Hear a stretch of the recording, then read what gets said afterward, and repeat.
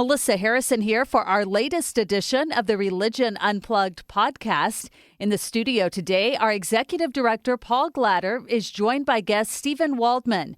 Steven's the president and co-founder of Report for America, a national service program that places emerging journalists into local newsrooms. Previously, he was senior advisor to the chairman of the Federal Communications Commission. Steven has a new book out about America's ongoing struggle for religious freedom. Let's join he and Paul for their conversation about it now. We're delighted to have an author and entrepreneur and journalist in our studio today, Steven Waldman. So, Steven, let me just tell you a few highlights from his career. He wrote a book called Founding Faith, a best-selling book. He was a journalist at many outlets.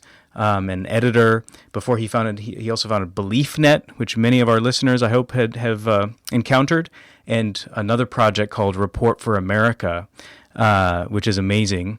And maybe he'll tell us a bit about some of those things, but what he's here to talk about today is his new book, Sacred Liberty, America's Long, Bloody, and Ongoing Struggle for Religious Freedom. So, Steven, tell us about this book and, what's sort of the thesis here in this book? Well, I did a book about 10 years ago about the founding fathers and religion. I really focused on their views and the First Amendment.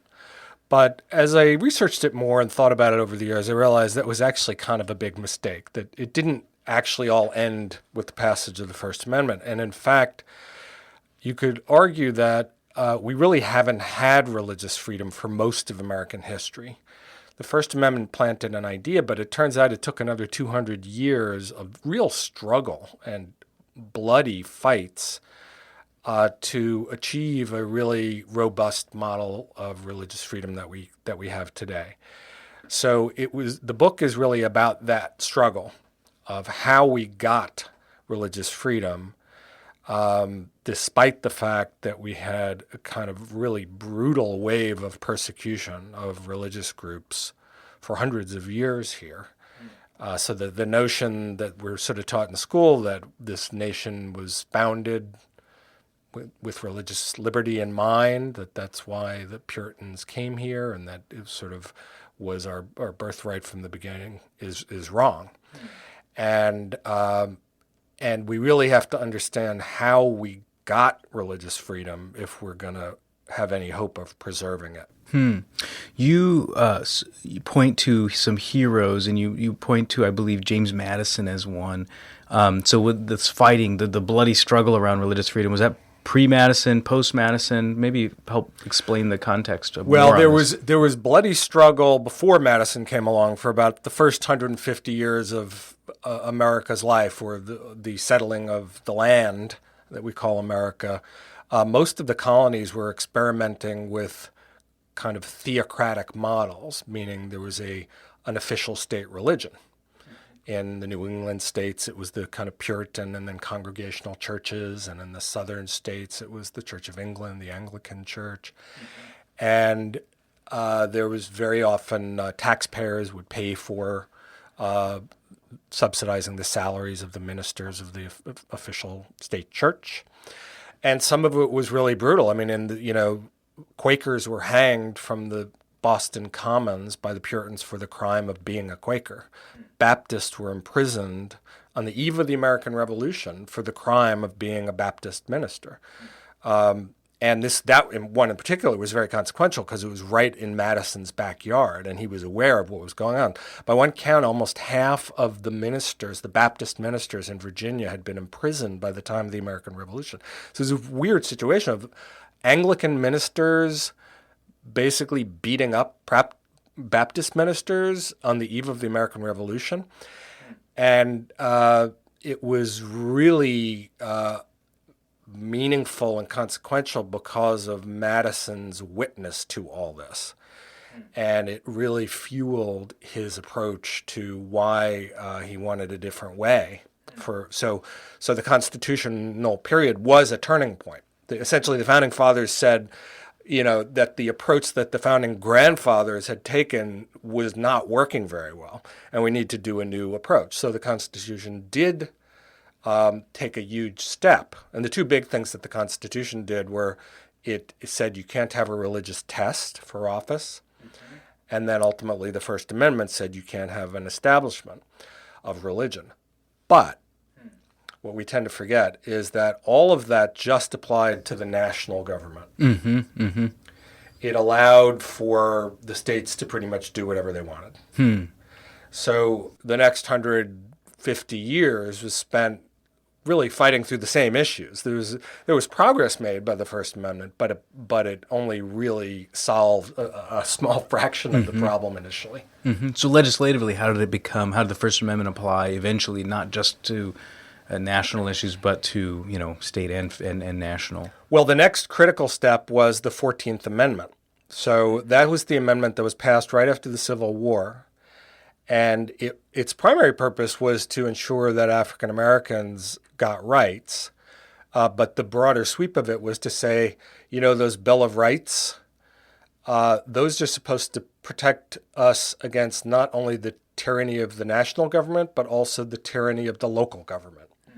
That was a seismic shift in the whole approach to rights in general. Now, it took many decades for the implications of that to play out.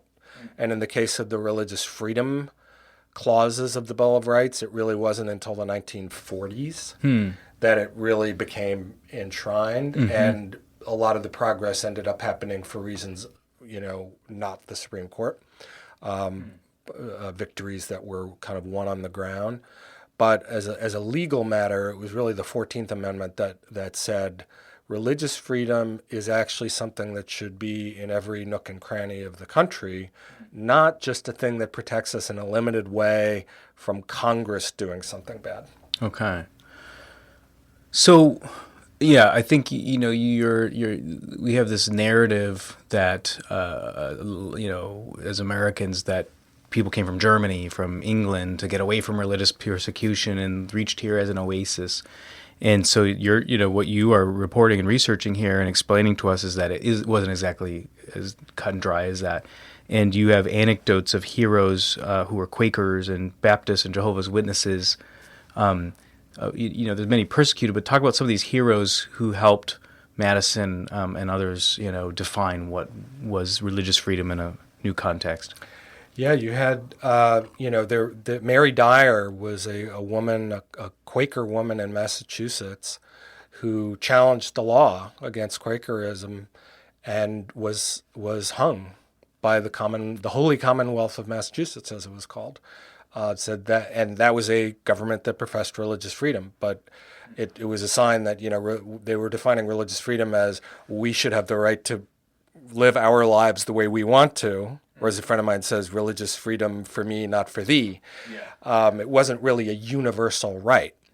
So the Baptist ministers who would be, you'd have Anglican ministers come up to a Baptist minister as he was preaching and stick a butt end of a horsewhip in his mouth, take him outside, beat him up, throw him in prison.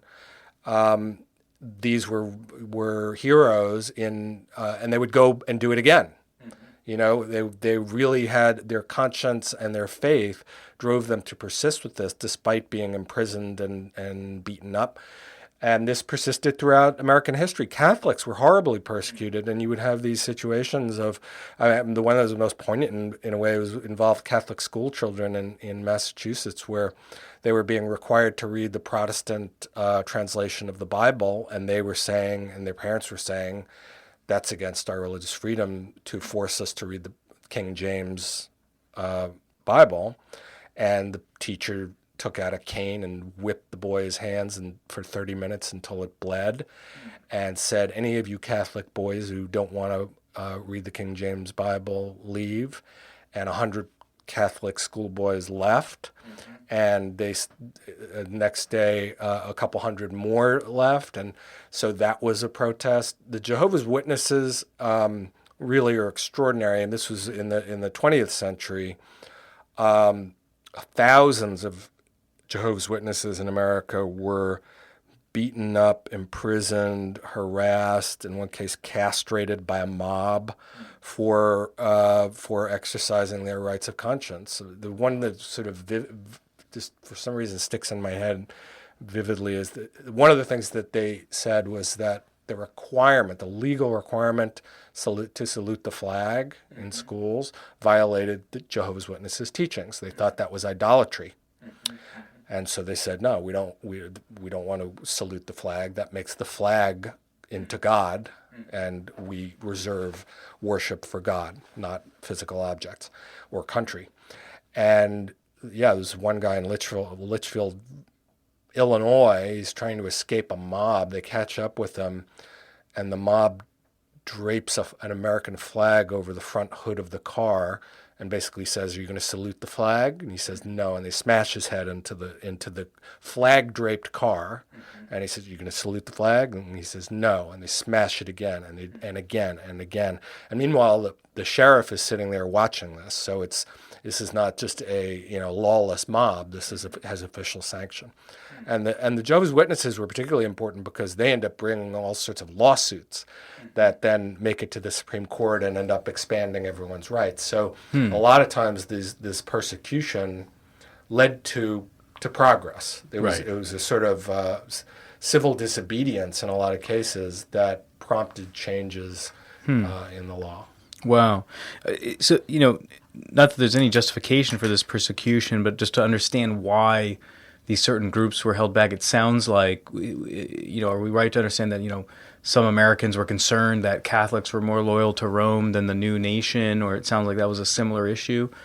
There were in all of these cases, there were substantive complaints against the religion, and also in some of the cases, the religions themselves weren't acting particularly well. Like in the case of the Baptists, or who really basically were evangelicals by a different name, the Anglicans said that the evangelicals were undermining authority of the church because they believed you could have a direct relationship with God. Mm-hmm. They were preaching to the slaves, which they thought was dangerous. And they thought that adult baptism was horrendous and undermined morality because it gave a kind of get out of hell free card, it was thought, and that would undermine morality.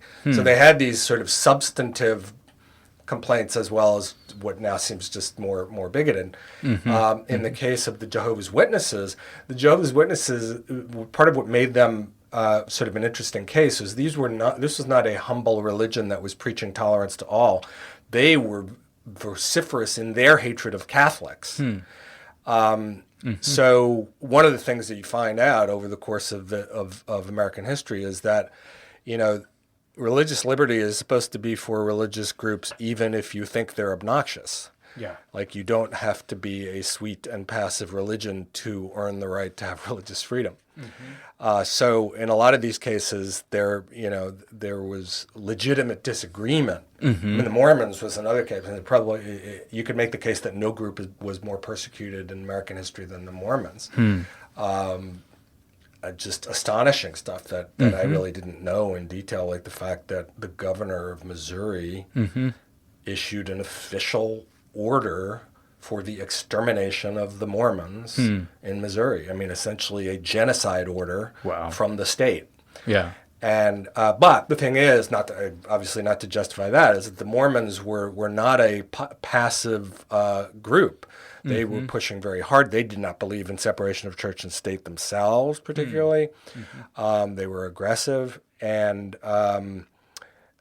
so they were ruffling feathers. But that doesn't matter. Like that doesn't justify massacre or violating their religious rights. Religious rights are not only for the meek. Well, this work I think is of great interest to people interested in history and theology and the historical record on this topic, but it also seems to have a lot of modern corollaries. And I was thinking to myself, even something in the news like vaccination right now. There's like conservative evangelicals who don't believe in it, Orthodox Jewish groups in New York who apparently are some communities, not entirely those communities that I mentioned, but groups within those communities believe that could be some kind of violation of religious freedom. And I think you've got quite a few other parallels that you talk about in the book. but it seems like this tension around obedience to God or obedience to the state is a big one that's present here, right? Yeah, there's a few parallels or issues that keep coming up. One case where you see it is I think in attacks on American Muslims. A lot of the attacks on American Muslims echo attacks that we saw on Catholics and Mormons in particular in earlier parts of American history. In particular, one thing that was very interesting to me as the sort of anti-Islam sentiment grew was that one of the things people would say is it's not really a religion, that it's more of a power structure. It's an engine of foreign tyranny. So you mentioned before that, like, one of the attacks on Catholics was that they were under the rule of the Pope or Catholic law. Well, it's very similar to what the accusation has been against Muslims on Sharia, that American Muslims are going to have to follow this foreign law of Sharia, and they won't be able to be patriotic Americans, and they'll support undemocratic functions. So, I mean, it's actually really kind of stunning the parallels in the rhetoric between a lot of the criticism of Muslims and the criticisms of Catholics and Mormons, to the point where there's this amazing passage that there was Samuel Morse, who of the Morse code, an inventor of the telegraph. Well, he was also a leading anti-Catholic activist in the 1830s. And you read his writings, and he says, immigration is destroying our country. They're sending us their criminals. They're coming to take our country. They are terroristic. They are anti-democratic, and the religion of these immigrants is going to ruin our country. And it's like very, very evocative of what we're here in terms of Muslims and Mexicans in the case of immigration. He was talking about Catholics. He was talking about Irish Catholics from Europe, and the religion that was going to destroy America was Catholicism. Now, on the other point, where you have where you have the modern resonances, is a very complicated or subtle one that I think often gets kind of confusing, which is, for a good part of American history, religious freedom meant a lack of persecution, like don't shut down churches and don't, hang them and put them in jail for their beliefs. And it took a while to get that kind of freedom, but that's like a very, very broad consensus for that now. But there was always a second question of like, well, what happens if there's a secular law that isn't really targeting a religion, but ends up as a side effect constraining religion? Actually a notable example, this involved Mormons and polygamy in 19th century. Like the Mormons, the government of the United States passed a law banning polygamy. And they didn't say, banning Mormon polygamy. They said polygamy. This is a practice that we don't allow in America for all sorts of reasons. Now, the fact was that the only religion that was practicing it was Mormonism. So Mormons made the claim that even though it was a secular law, it was infringing on their religious rights because polygamy was a core belief of Mormonism at that moment. And the Supreme Court ruled against the Mormons and said, actually, religious freedom protects religious belief, but it doesn't necessarily protect religious actions. So it was a kind of a narrow ruling that ended up really constraining religious freedom rights. And when you think about things like, should a Catholic working at a hospital be forced to work on an abortion? Right. Well, under that There's ruling cases against on that too, I think, right? Yeah. Yeah, under the ruling that went against the Mormons, the court would have said, yeah, it's a law is a law. It's you can go and pray at church if you want, but when you're at work, you got to do whatever the law or the employer says. But starting in the 40s and then accelerating into the 1960s, the Supreme Court and society as a whole started to take a different posture, which was actually, we want America to bend over backwards to accommodate religious groups, to make it so that they can live their lives according to their faith, so that they don't have to choose between their faith and the law. So as a big court case involved Seventh-day Adventists. So a woman who was being forced to work on a Saturday, even though her religion said that Saturday was the Sabbath. And again, the state, South Carolina, said it like, we're not trying to pick on Seventh-day Adventists. It's just the law that you have to work on Saturdays if that's what the employer wants. And in that case, the court ruled in the other direction. And it was like a huge tidal shift in the way we approach this. They said, no, actually, even though the law was secular in intent and they weren't really trying to pick on Seventh-day Adventists, it did infringe on the religious rights of that group. And from then on, we've been in these issues of like, how do we make it so religious people have enough room to live their lives according to their faiths? And so a lot of the modern controversies are actually these what were called accommodation cases, which are really more gray area cases. So like the whole debate over the Affordable Care Act, Obamacare, and the contraceptive mandate. Remember with the nuns who sued? Right. So because they didn't want to be part of the system that would involve prescribing contraceptions against their religious beliefs. And there again, the nuns didn't argue that Congress had intentionally required there to be prescriptions for contraception in order to punish Catholics. But it was a side effect.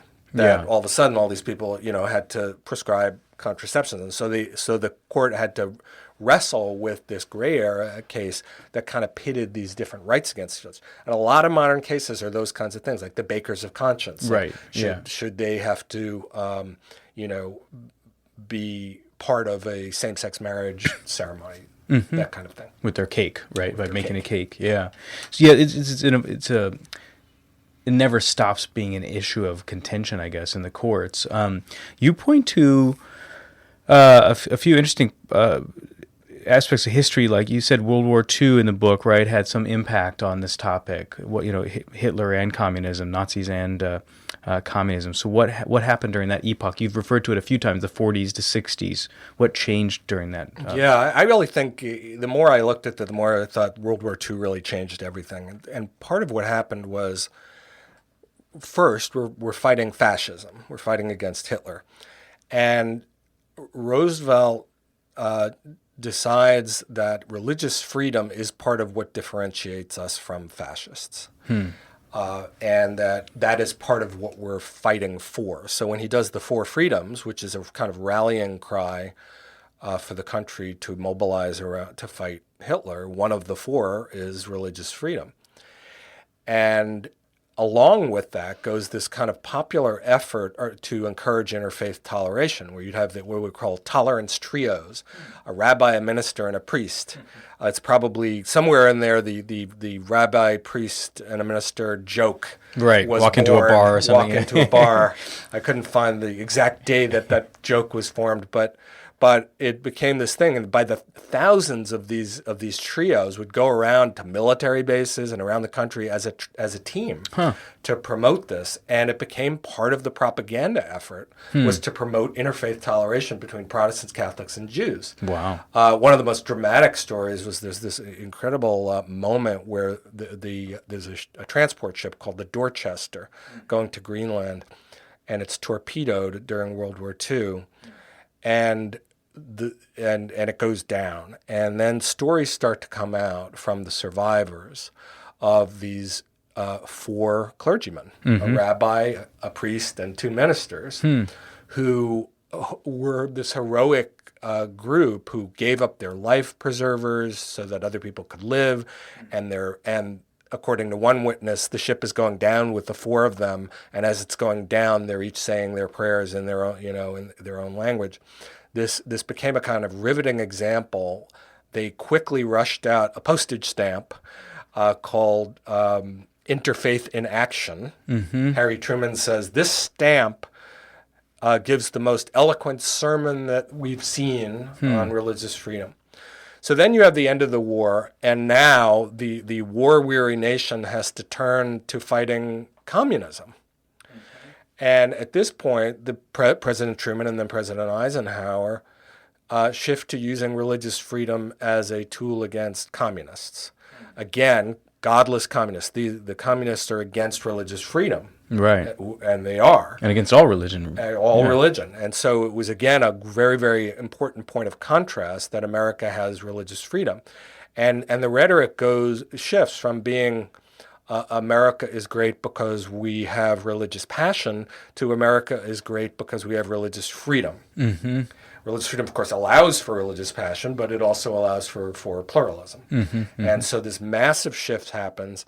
By the time you get to Eisenhower, he does this interesting thing where he, on the one hand, actually inserts a lot of religion into the public square. It's during Eisenhower that under God shows up in the Pledge of Allegiance. Okay. Where in God we trust comes on to our paper currency that wasn't on there before. But he pairs that extra, kind of God talk with a pluralism. And he's the first president actually who uses the phrase Judeo-Christian. And he makes the case that we are a religious people, but we're a pluralistic people. And so from that point on, those two things go hand in hand. Yeah, it's interesting, this trio concept, and does it turn into a quartet? Or is the other Abrahamic faith, being Islam, harder to get into that choir? But one thing striking as you were mentioning these political leaders who were kind of significant on this topic, George W. Bush got a mention, which might surprise some people, and maybe that fits in, with evangelicals played some kind of role, and for good and bad, perhaps at different times. But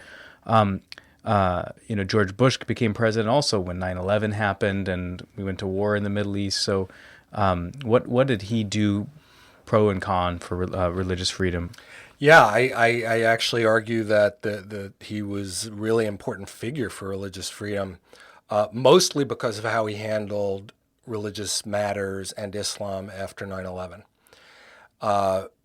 When you think about it, we have riots and pogroms and things like that in this country over false rumors over religion, right? Well, here you had this 9/11 happened. And it wasn't false that, this was carried out by Muslims who were claiming to do it in the name of God, and they were being, seconded by the Taliban, a religious group. So it could have gotten really, really ugly. And what Bush did was he basically made a very clear distinction between the terrorists and American Muslims and Islam in a broader way. He basically says these terrorists are trying to hijack the religion. Mm-hmm. So he's not saying Islam is rotten to the core. He's saying Islam is in a civil war, in effect, and the bad guys are trying to hijack it. So we should be on the side of the good guys, meaning moderate Muslims. And he also just made the distinction that, is may seem obvious, but in times of, kind of mass hysteria goes out the window, which is that American Muslims are your neighbors and judge them on the basis of their behavior as American Muslims. Don't impute on them the worst behavior of Muslims overseas or terrorists. So, so you had this really remarkable thing where in the year after 9/11, American public opinion and favorability polls about Islam went up. Right after 9/11. Wow. And I really do credit Bush with most of that. He set this tone and threaded the needle in a way where obviously he was leading a war in both Afghanistan and ultimately in Iraq against Islamic terrorism. So it's not like he was soft on Islamic terrorism, but he did that while making this really important distinction and really championing religious freedom in an important way. Eventually, that faded, and the anti-Muslim activists that really started getting stronger, by the end of that decade, basically abandoned Bush's formulation and really mocked Bush for it. Mm-hmm. They turned against Bush. He got hit from both sides, I would guess, from that group, as well as from Muslims abroad who think this is a crusade. Yeah. Well, and Bush had practical reasons for this too. Is he was trying to assemble a coalition that included Muslim countries, so he didn't want this to be viewed as a religious crusade. Mm-hmm. He wanted this to be a multi-faith attack on radicalism and terrorism. Yeah, yeah. You talk about, he, I think, identified as an evangelical, Bush, right, Jr. And you make a statement that no group has done more to advance religious liberty than evangelical Christians, but that their position though hasn't always been consistent. Is that right? Like what have I think that what have evangelicals done on this? Yeah, I think that evangelical leaders, at least, are kind of on the wrong side of history right now. But it's important for us to see the really significant role at a number of points in American history. So first is the Baptists in Virginia and Madison. They really, as a matter of theology and example and witness and votes, really were the key element in what was a coalition that Madison put together around religious freedom. When I say votes, the reason is you had this really amazing situation where Patrick Henry became kind of Madison's nemesis. And he kept trying to keep Madison from being elected to Congress. First, he banned him from becoming a senator, and then he gerrymandered the district so that Madison couldn't get elected. And it was all and it turned out this district was full of Baptists and evangelicals, and Patrick Henry's forces and James Monroe, who's running against him, spread the word that Madison doesn't believe in religious liberty anymore because he doesn't want a Bill of Rights, which is true. But Madison had really worked his whole life to defend religious freedom, so it was a bit of a ironic charge against him. Yeah. But it was true that he didn't really want a Bill of Rights. Okay. And so he came back home and essentially made one of the most consequential campaign promises in American history, which was to his evangelical constituents. He said, if you support me, I will propose a Bill of Rights. Wow. And they did support him. He won his race for Congress on the basis of Baptist votes, and then went to Congress and proposed what became the First Amendment. So, and Baptist theology, whether it's from even going back to Roger Williams, supported separation of church and state for theological reasons, both because it would protect them from getting persecuted, but also because evangelicals said that to render unto Caesar what's his, and believed that having less government involvement in religion would actually help religion flourish, which Madison believed too. So that was one part of it. Then you had the Second Great Awakening, which happened in the 1820s or so. And that revival around America on Exactly. Christian religion, right? With George Wakefield that was first Great Awakening. The Second Great second Awakening in the 1820s was Charles Finney and growth of Methodism and Baptist faith, and and it was happening around the same time as the collapse of the religious establishments in the states. So when we talk about religious establishments, it's things like in Connecticut, they taxed people to pay for the congregational ministers. So there were all these state rules. At the point of the American Revolution, 9 of the 13 colonies banned Jews and Catholics from holding office. Wow. So there were still a lot of rules in the states that were not against religious freedom. So you had this like virtuous circle where this religious fervor helps destroy these regulations.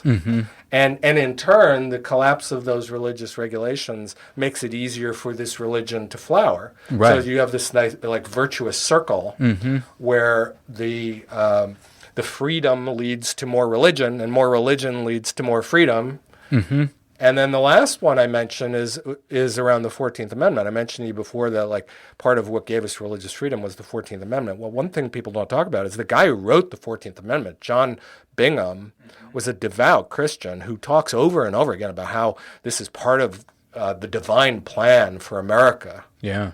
Is to have this 14th Amendment in part to protect religious freedom. And people have never looked at the kind of what I view as kind of evangelical influence into Bingham and the creation of the 14th Amendment as well. Now, why do I think that evangelicals are on the wrong side of history now? Well, a lot of it has to do with the fact that the number one threat, in my opinion, to religious freedom right now is the attack on American Muslims. You have one poll that said that half of Republicans in America were not willing to declare that Islam should be legal in America. Wow. That's a pretty fundamental attack on religious freedom rights, right? And a lot of evangelical leaders are going along with this or encouraging it, which I think, And this relates to our current president, right? Yeah. And how do you rank him, his record on religious freedom and how much his administration and policy is related to what you just said, these new sentiments on American Muslims? Yeah, I'm going to say something that I think will probably some of your listeners might disagree with, is even though he talks a lot about religious freedom and he's done some really positive things in terms of rights of conscience for healthcare workers and things like that, I actually think he's probably one of the worst presidents in American history on religious freedom, specifically because of what he has said and done on Muslims. The idea of having a ban on immigrants that is based on your religion, that just never, even in the worst moments of the 18th century, no one went that far. And the idea of having a registry where all people of one religion would sign up, again, you have to go back to the closest thing we had was the internment of Japanese Americans to something like that. Now, fortunately, that hasn't happened, but that was part of what he proposed, and his rhetoric on this has been very similar to the anti-Muslim activists in a particular way, which is that he routinely conflates Muslim terrorists with regular, ordinary Muslims. He just talks about it constantly as if it's the same thing, that Islam, and strengthens the idea that Islam is inherently terroristic and therefore can't be trusted. And so you have these groups that are mainstream groups in America that are on radio and TV and get lots of oxygen, who literally say that Muslims who support Sharia should not be allowed to hold office. It's like really going back to the 18th century in terms of advocacy of real restrictions on religious freedom. So, my hope would be that modern evangelicals would look at this, and this is not a matter of them disagreeing with, modern secularists or atheists. This is a matter of modern evangelicals disagreeing with 19th century evangelicals. It's like, get back in touch with the history of your forefathers who were so articulate and were so important and gave their lives for this kind of religious freedom. Listen to what they were saying, because religious freedom will die if it doesn't have a universal spirit to it. It can't be religious freedom for me, but not for thee. Right. When I'm a minority religion who's oppressed, but when I'm a majority religion, right, I can't turn and oppress others. Right. Exactly. So it only really works if everyone has a kind of one for all for one attitude that.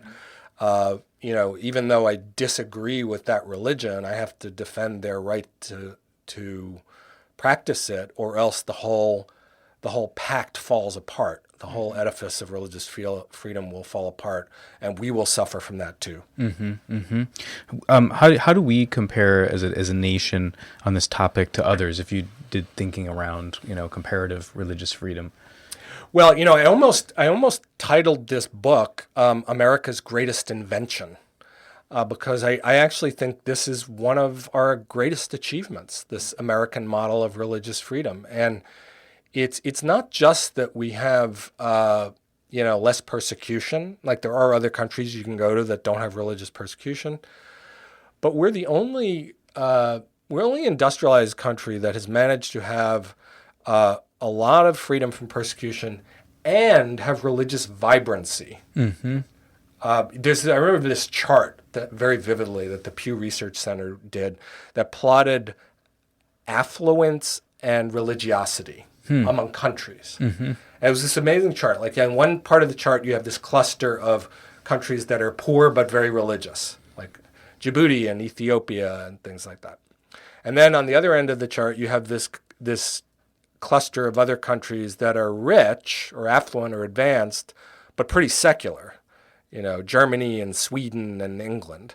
And then off kind of on its own, up in the upper right of the chart, is this one little stray dot, which is the United States. It's the only country that has managed to have both religious vibrancy and religious freedom at the same time. Certainly the only country that does that now, and as far as I can tell, one of the only countries in world history. So I think America really has figured out something that has been bedeviling, to say an appropriate phrase, countries for millennia, and is really one of what makes America exceptional, but we're going to blow it if we don't understand what it really means and how we got it and how we can preserve it. I'm just trying to think of some. I have a friend who lives in another country whose outside observation is that America designed this invention and wasn't prepared for. It worked in sort of the Judeo-Christian world, but it doesn't work adding on Islam or others. And how do you respond to that kind of a notion? Is what we've built robust enough to have sort of I don't know what you call it, open doors or more welcoming toward all faiths and all people? Well, I think this is a moment of testing on that. Up until a few years ago, I would say, yeah, we've proven, because each new religious minority that has come, we've absorbed them. And that was what was happening to Muslims before 9/11. In fact, that was what was happening to Muslims before Trump. And but now it is called into question in the case of Islam. And I am pretty optimistic about it. I think one of the moments that I thought was most encouraging was when the idea of having a registry for Muslims was proposed. The head of the Anti-Defamation League, which defends against anti-Semitism, got up and said, if you do a registry of Muslims, I will register as a Muslim. He's a rabbi who said this. And as you know, there's been lots of, there's plenty of hostility between Jews and Muslims in the Middle East, but this guy said, that's what religious freedom means. And so even though there's an erosion of consensus around what role does Islam play in it, you've also seen a counter to that, where people have said, no, actually, what religious freedom means is defending the rights of religious minorities, even if we don't like them, and even if we disagree with them. So, but it scares me, because you've never before had a president push, attacking a particular religion. The other thing is the whole, the internet, the role of media and the internet is such a wild card now. We don't really know how to kind of regulate speech that is against religious freedom or against religious minorities without ending up harming freedom of speech. We don't know how to do that. It's kind of an unsolved problem. So you have things that are said, and that, I gotta say, this is it's Muslims now, but right. That just happens to be the group that is the unpopular religious minority right now. We've had at least 6 or 7 different religions in our history that have had their moment as the unpopular religious minority. So when you think about the broad sweep of it, I kind of look at the attacks on Muslims that way. It's not just about the attacks on Muslims. It's an attack on the principle of religious freedom. And if it collapses, it's not just going to be Muslims that are the victims of that. It's going to be everyone. Right. Well, and if we are, have this great invention, and you think about how, Muslims integrate in large part very well in the United States, with a few exceptions, of course, of people who've radicalized.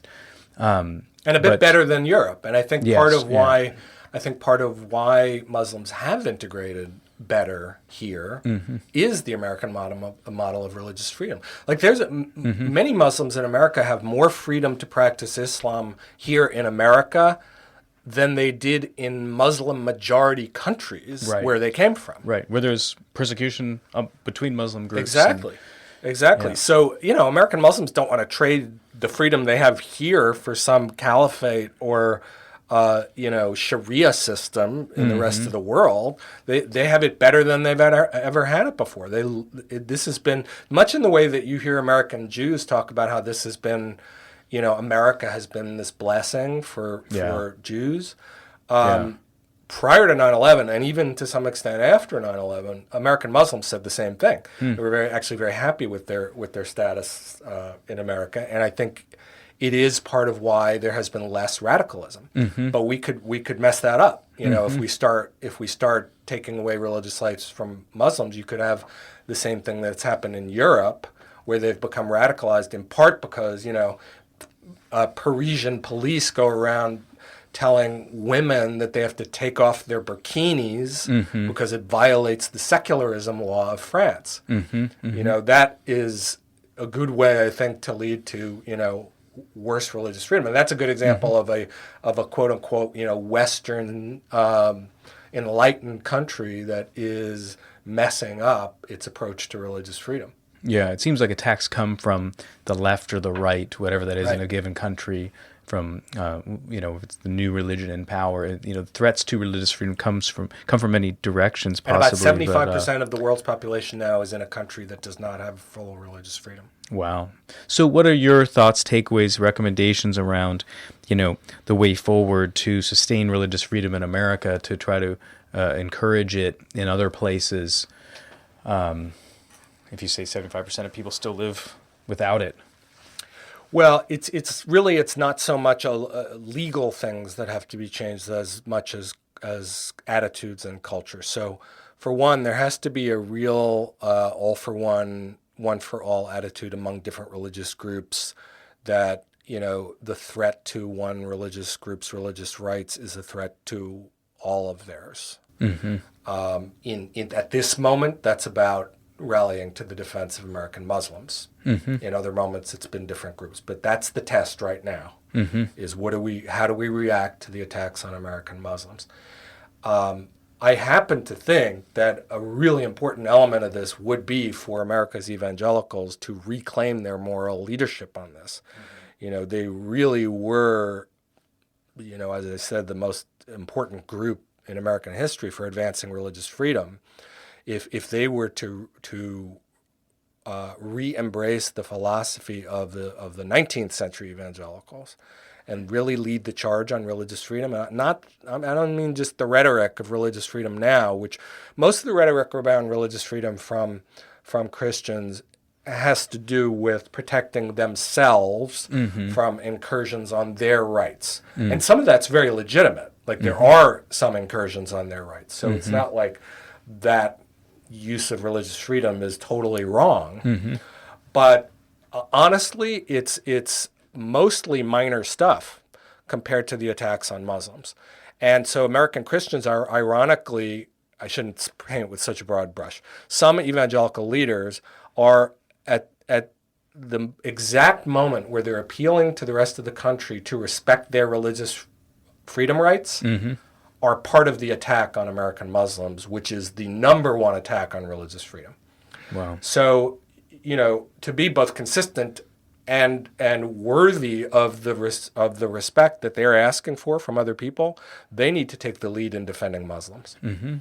And that would just put them. It's not like that would be a completely new thing for evangelical thought. That's just them going back to what they had been arguing for 200 years, but not in the last 50 years. So Right. I think that would be, a really important positive development. And then I also think that part of what has to happen is that secular Americans have to adjust too. There is this kind of growth of aggressive secularism that has the potential to sort of subordinate religion Right. in American society. Now, I tend to think that the fears about that are a little bit exaggerated, but they're not fabricated. Like it's a real thing. Right. It's a real concern. And so I think that secular Americans have to also take the view of like, well, if you want religious people to respect your right to, be non-believers, you have to respect their right to not just pray privately at home or in their churches, but actually live their lives according to their faiths, including in public spaces. So I do think that secular people have to be part of the deal, and make accommodations and compromises themselves. And American Muslims, I think, what they need to do is what I think they've already been doing, frankly, is they need to continue to transform Islam in America in a way that emphasizes American values. And that really has been happening a lot. Like you look at it with Muslim women, there's a really deep strain of feminism among Muslim women that sure doesn't exist in many other Muslim countries. It's like an American stamp on Islam that's, I think, is a great development. And so I think American Muslims need to continue to lead the way as champions of the idea that Islam and democracy are very compatible.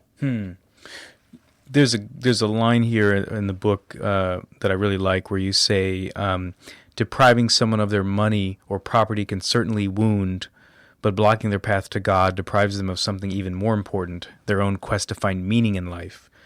And I think that's a powerful way to frame it. You do so much work in journalism and on training. Press freedom is part of the First Amendment, right? With religious freedom. So it's interesting. You say the greatest invention was religious liberty, religious freedom. Press freedom is a close runner-up. Yeah, and how do those two work together? Because a lot of our listeners are journalists in different parts of the world and might be interested to hear your take on how those two kind of work for societies and how they help each other, possibly, or not. Well, that's true. It does actually cut both ways. There are a whole bunch of different moments in American history where religious freedom rights were gained because they were tied together with press freedom rights, or with freedom of speech in general, the other parts of the First Amendment. So this was particularly evident around in the period right before the Civil War, where the anti-slavery writings often were done by ministers or distributed by ministers. And so when the South started passing laws designed to clamp down on anti-slavery sentiment, they did it from both sides. They shut down printing presses and publications that were anti-slavery, and they prosecuted ministers who were anti-slavery. Sometimes the presses were run by ministers. It was the same abolitionists. Yeah, it was the same people. So there was this merger, and conversely, when they were trying to solve this problem with the 14th Amendment, they were very aware of the fact that if you violate freedom of religion, you'll end up violating freedom of speech, and vice versa. So they would go and strengthen, and when the Jehovah's Witnesses, a century later, were making their case for religious freedom, they also made it on both religious freedom and freedom of press and assembly grounds, because they were publishing their sentiments and distributing them, and they said this is also a violation of press rights. Now, where, as with everything else, when you have a very free press, you sometimes have irresponsible journalists. And throughout all of American history, whether it was the persecution of the Mormons or American Indians or Muslims in modern times, there have been publications and journalists that fueled the fire by promoting false stereotypes and facts about American religion. And it absolutely has happened in modern times with media denigrating Islam, or more than denigrating, just peddling falsehoods and negative stereotypes. But you also had that with publications that wrote about Mormonism in the 18th century and Catholics, and so it's a mixed bag. It's like everything else. I mean, there's examples that you can point to of the press getting it wrong, as well as many others where they were getting it right. So I guess my only message to my brethren as journalists is that it really matters, how understanding religion as a journalist is really important. And Absolutely. A lot of journalists don't. Right. And being nuanced in how you cover religion is really important. And that, our religious freedom rights really do depend on the press, in part, having a responsible attitude towards how they write about religion. Yeah. Well, this has been wonderful to talk to you, because you know this work is a great contribution to history and its current thinking on these topics. And these are topics that we at the Media Project and Religion Unplugged care the most about, which is religion in public life, that role, and press freedom, religious freedom, and religious literacy, in addition to media literacy. So this is really a great book. I hope that listeners read Sacred Liberty, buy a copy, buy copies for your friends. Thanks, Stephen, for being with us today. It's been wonderful to hear about your book. Thank you so much for having me. I really appreciate it. For more information and a full transcript of the interview with Stephen, log on to our website at religionunplugged.com. And for more information about who we are, check out our organization website at themediaproject.org.